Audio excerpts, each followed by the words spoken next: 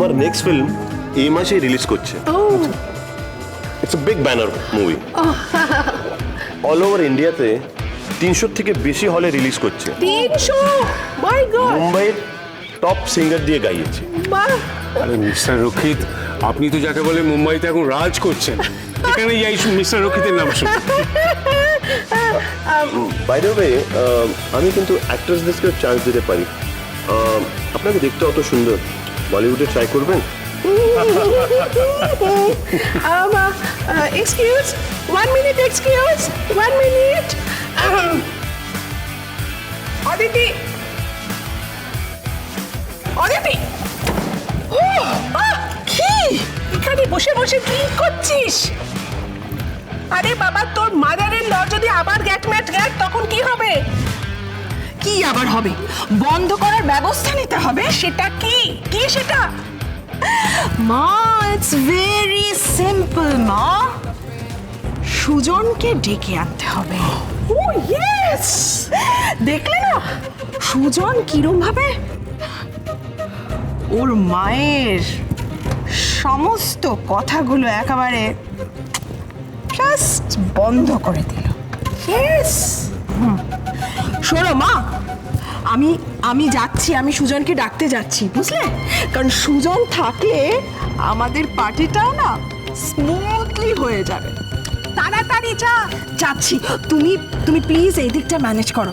আর mister রক্ষিতের mister রক্ষিতের special care নিও। হ্যাঁ, তুই যা না।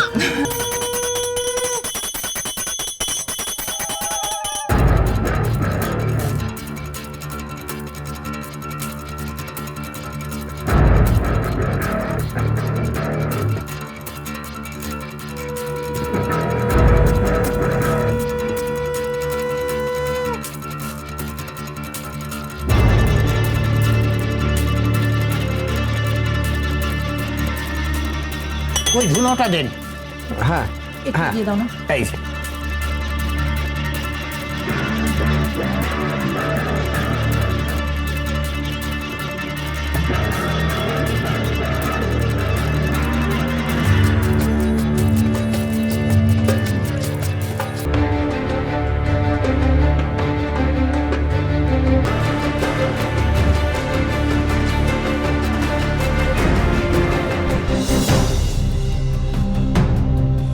না না না, আমি পারবো না, আমি পারবো না।